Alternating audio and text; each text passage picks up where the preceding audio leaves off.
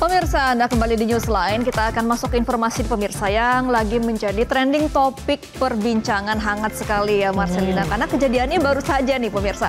Jadi Persatuan Sepak Bola Seluruh Indonesia atau PSSI resmi memecat tim kepelatihan timnas Indonesia yang dipimpin oleh Patrick Kluivert. Nah, kesepakatan ini ditandatangani antara PSSI dan juga para pihak di tim kepelatihan.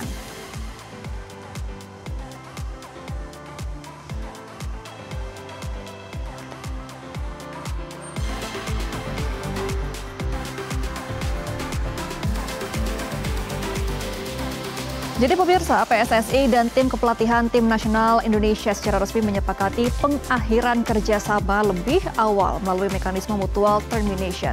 Kesepakatan ini ditandatangani antara PSSI dan para pihak di tim kepelatihan yang sebelumnya terikat kontrak kerjasama berdurasi 2 tahun. Penghentian kerjasama ini dilakukan atas dasar persetujuan kedua pihak dengan mempertimbangkan dinamika internal dan arah strategis pembinaan tim nasional ke depan. Dengan berakhirnya kerjasama tersebut, tim kepelatihan tersebut tidak lagi menangani timnas Indonesia di level senior, U23 maupun U20. PSSI menyampaikan apresiasi atas kontribusi seluruh anggota tim kepelatihan selama masa tugasnya. Langkah ini diambil sebagai bagian dari evaluasi menyeluruh terhadap program pembinaan dan pengembangan sepak bola nasional.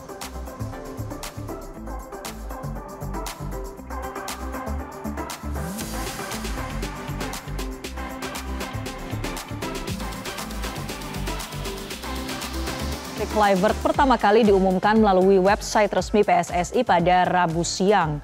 Ketua Umum PSSI Erick Thohir kemudian juga memuat postingan yang sama di akun sosial medianya. Dan kita lihat bersama pemirsa, ini adalah tampilan postingan dari Ketua Umum PSSI Erick Thohir di akun Instagram pribadinya yang menyatakan ucapan terima kasih atas kontribusi yang sudah diberikan oleh Patrick Kluivert dan juga tim kepelatihan selama hampir 12 bulan untuk PSSI dan juga Timnas Indonesia.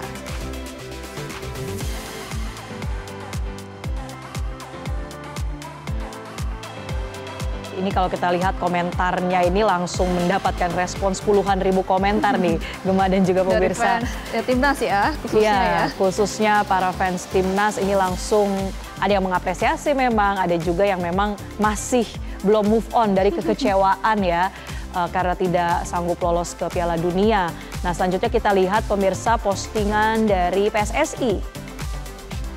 Ini disebutkan pemirsa bahwa PSSI dan juga pihak Kluivert sepakat untuk mengakhiri kerjasama yang dilakukan melalui diskusi yang terbuka dan penuh dengan rasa saling menghormati. Nah, belum ada keterangan resmi pemirsa baik dari PSSI maupun Timnas mengenai keputusan untuk memberhentikan pelatih Patrick Kluivert.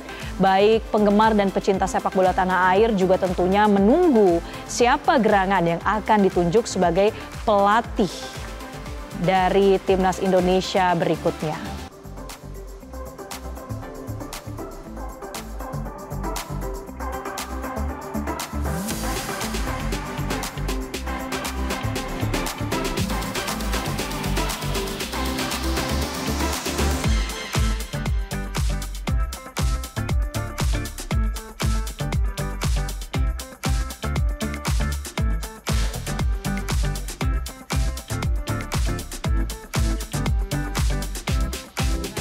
Jadi pemirsa, kegagalan Indonesia lolos ke Piala Dunia ini juga menjadi pemantik ketidakpuasan dari fans Timnas kepada Patrick Kluivert. Nah pemirsa, tadi kita sudah membahas ya terkait dengan keputusan dari PSSI untuk memecat meskipun keduanya ini merupakan kesepakatan kedua pihak. Betul. Ya. Kita simak informasi selengkapnya berikut ini pemirsa. Seruan pemecatan pelatih Timnas Indonesia Patrick Kluivert mulai banyak bermunculan usai kekalahan 1-0 dari Irak pada Minggu dini hari. Hasil tersebut membuat Timnas Indonesia dipastikan batal tampil di Piala Dunia 2026 karena sebelumnya juga kalah dari Arab Saudi. Rasa kecewa dan tidak puas dengan gaya kepelatihan Patrick Kluivert sudah ditunjukkan oleh para fans beberapa jam sebelum pertandingan melawan Arab Saudi, di mana dalam daftar susunan pemain dan taktik yang ia gunakan menimbulkan pertanyaan. Keputusan Patrick memasang Mark Klok dan Beckham Putra mendapat sorotan dari para penggila sepak bola Indonesia karena kedua pemain tersebut dinilai tak punya cukup kualitas. Terbukti Mark Klok dan Beckham Putra tampil buruk di laga tersebut serta membuat permainan Indonesia di lini tengah serta sayap kiri tak berkembang hingga akhirnya kalah dari Arab Saudi dengan skor 3-2. Kalah dari Irak semakin menambah kekecewaan masyarakat Indonesia yang berharap Garuda bisa memetik 3 poin di laga tersebut. Tagar Patrick out pun kini mulai ramai dikeluarkan para fans timnas di media sosial menyusul kepemimpinan buruk sang pelatih sejak menangani Merah Putih. Tagar Kluivert out menjadi trending di media sosial X, begitu juga dengan postingan berhashtag Patrick out di Instagram yang mulai banyak diunggah. PSSI pun diminta untuk bertanggung jawab dan mengambil tindakan tegas atas kegagalan Patrick Kluivert yang tak mampu melanjutkan misi membawa Indonesia tampil di Piala Dunia 2026. Pasalnya, dipilihnya Patrick Kluivert sebagai pengganti Sintayong disebut sebagai salah satu usaha untuk membawa Garuda tampil di pentas tertinggi sepak bola dunia. Nah, lalu pemirsa, apakah pemecatan Patrick Kluivert sudah menjadi langkah yang tepat untuk diambil PSSI dan siapa sosok pelatih timnas sepak bola yang dibutuhkan oleh Indonesia ke depannya? Kita akan membahas bersama dengan pengamat sepak bola Erwin Fitriansyah. Selamat siang, Bung Erwin. Selamat siang Mbak Marcel, bagaimana penonton Metro TV. Iya, Bung Erwin, jadi memang perberhentian ini kan atas kesepakatan dua belah pihak ya, kata PSSI. Langkah yang tepat tidak untuk memberhentikan Patrick Kluivert dan kawan-kawan? Yang jelas langkah yang cepat ya, entah evaluasinya dilakukan kapan, tapi yang jelas cepat dilakukan dan keputusan untuk mengakhiri kerjasama ini juga sudah dilakukan. Ini kalau saya melihatnya bagian dari upaya PSSI untuk mendengar kritik juga ya, mendengar hujatan juga dan berusaha untuk cepat melakukan perbaikan gitu ya, dengan hasil yang terutama di round 4 kemarin yang menurut saya mengecewakan ya, sangat mengecewakan. Cara mainnya seperti itu ya, keputusan menurunkan pemain, menerapkan strategi yang patut dipertanyakan dan hasilnya juga mengecewakan. Menurut saya langkah PSSI ini adalah langkah yang cepat untuk memperbaiki kinerja terutama dari timnas senior gitu.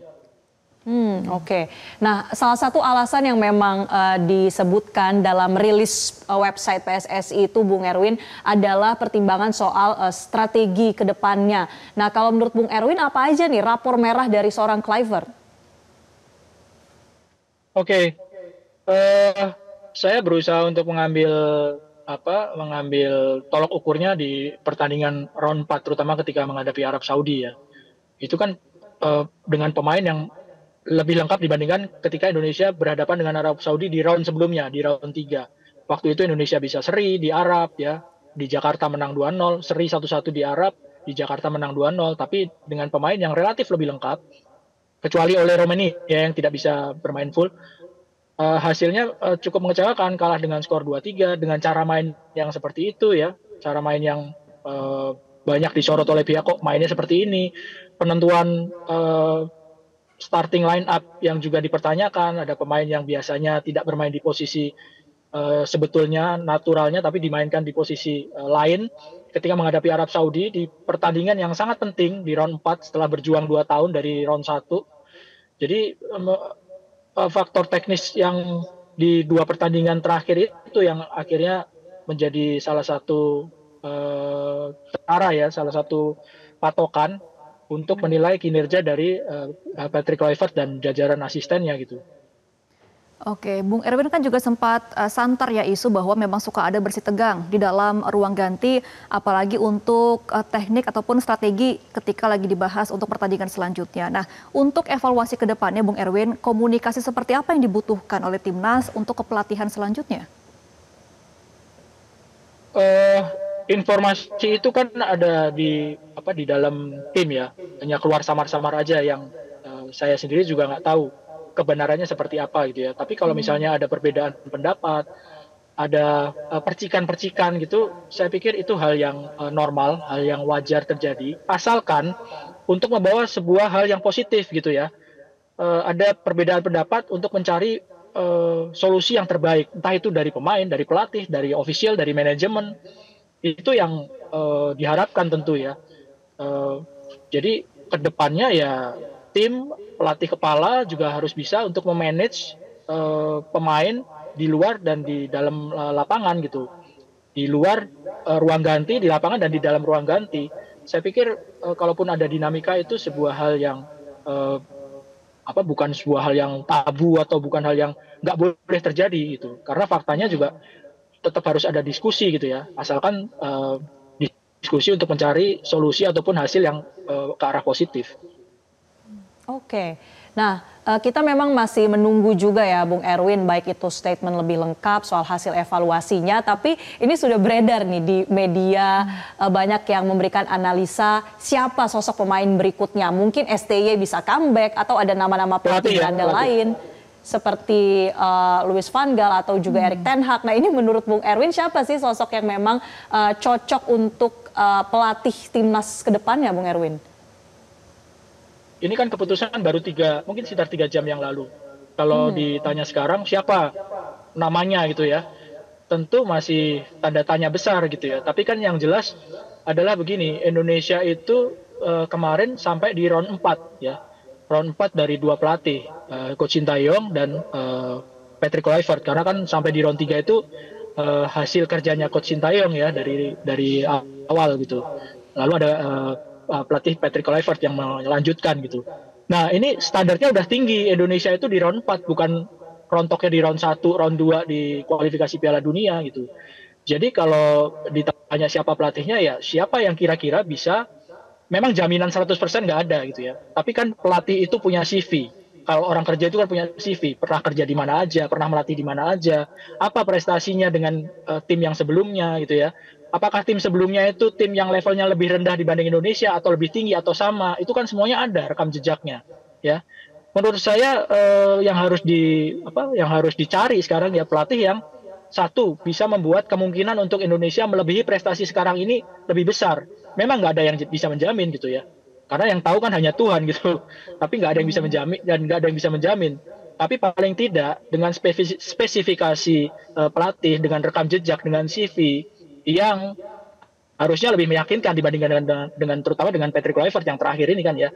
Jadi ancar-ancarnya seperti itu. Mungkin yang tidak asing dengan sepak bola Asia atau Asia Tenggara. Kalau untuk Indonesia mungkin terlalu mikro gitu ya. Tapi paling nggak tidak asing dengan suasana persaingan di Asia atau Asia Tenggara. Itu yang pertama. Terus yang kedua, kira-kira bisa nggak dikasih target untuk meraih prestasi yang minimal sama. Kalau minimal sama itu masih kurang menurut saya. Harusnya bisa lebih dari prestasi yang sekarang. Indonesia sekarang udah bisa bukan cuman mengimbangi Arab Saudi, pernah ngalahin Arab Saudi ya kan, mengimbangi Australia di Jakarta, pernah juga kalahin Bahrain, mengalahkan China. Itu tim-tim yang mungkin 5 tahun atau 6 tahun yang lalu agak susah untuk dikalahkan oleh Indonesia. Jadi set standarnya itu harus setinggi sekarang dan harus bisa lebih tinggi gitu. Oke, nah Bung Erwin, tapi kan ini ada agenda terdekat ya, FIFA Matchday di November dan juga Piala AFF 2026 di bulan Juli. Nah sebaiknya nih Bung Erwin, apakah langsung bisa menunjuk pelatih definitif sementara atau cukup untuk caretaker aja sampai untuk pertandingan selanjutnya? Biasanya kalau misalnya jadwalnya itu cukup pendek, cukup ketat ya, udah dekat ya, biasanya kalau tim nasional dipegang sama caretaker. Ya, ini kan FIFA Matchday kan bulan depan. Tanggal sekitar 11-11an, minggu kedua atau minggu ketiga, kan waktunya kurang dari sebulan gitu ya.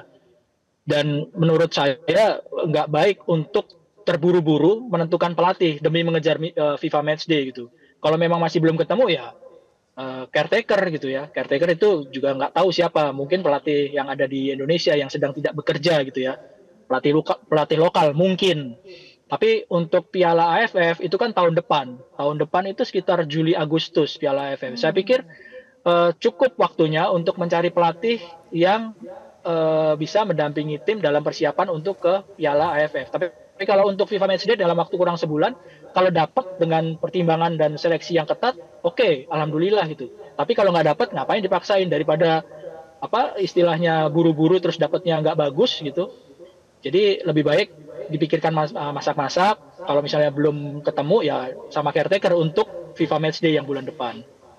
Oke, jadi itu catatannya ya harus betul-betul secara hati-hati dan memang target kedepannya ini sudah tidak main-main ya, sudah bisa mengalahkan banyak timnas yang sebelumnya mungkin kita tidak berani bermimpi tapi sudah sampai di babak keempat. Terima kasih Bung Erwin untuk catatan dari Anda. Sekali lagi Bung Erwin Fitriansyah, pengamat sepak bola, sudah bergabung di Newsline. Jelajahi cara baru mendapatkan informasi. Download Metro TV Extend sekarang.